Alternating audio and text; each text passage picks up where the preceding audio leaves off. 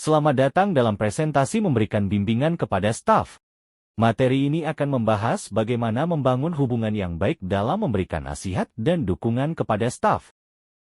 Bimbingan kepada staf bukan hanya tentang memberikan instruksi, tetapi juga membangun kepercayaan, meningkatkan motivasi, dan menciptakan lingkungan kerja yang harmonis. Membina hubungan dengan staf membutuhkan komunikasi yang baik dan empati.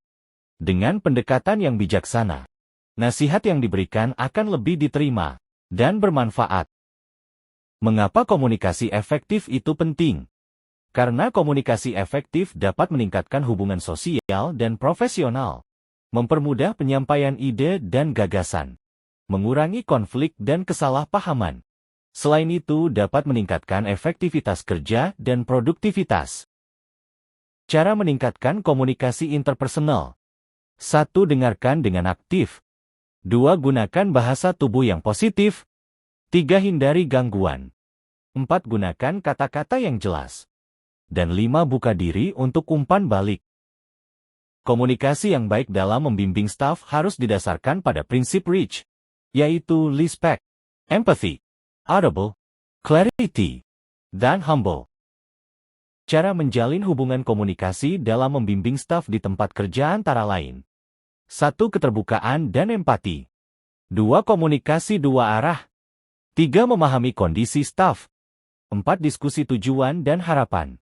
Dan yang kelima, pendekatan dua arah dalam pembinaan.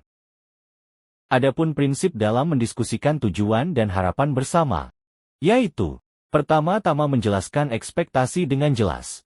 Selanjutnya dengarkan kebutuhan dan kendala staf. Membangun rasa tanggung jawab bersama. Setelah itu menetapkan langkah tindak lanjut yang konkret.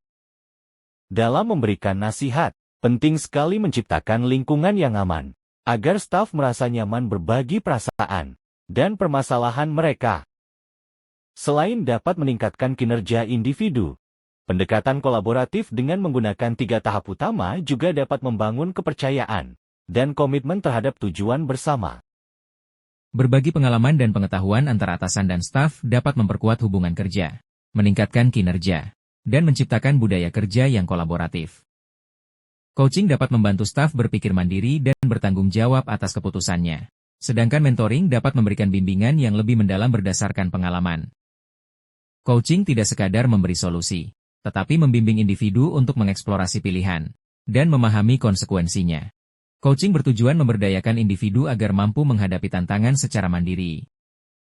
Model coaching clear dapat membantu membangun kepercayaan antara coach dan staf dengan 5 langkah utama, yaitu kontrak, listening, exploring, action, dan review.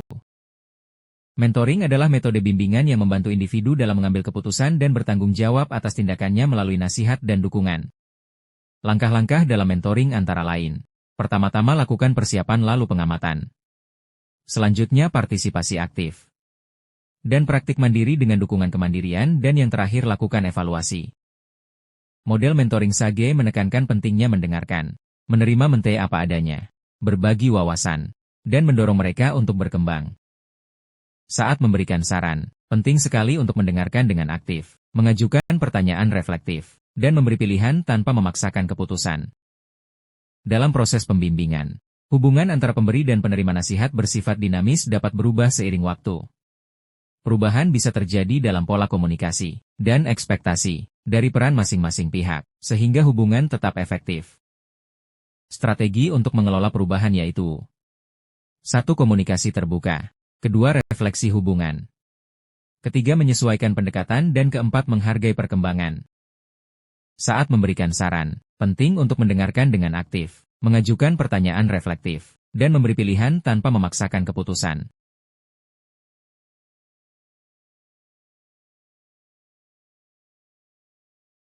Kesimpulan dari materi ini adalah, dengan komunikasi yang baik serta pendekatan coaching dan mentoring yang baik pula, organisasi dapat menciptakan lingkungan kerja yang mendukung, meningkatkan motivasi staf, dan mendorong pencapaian tujuan bersama.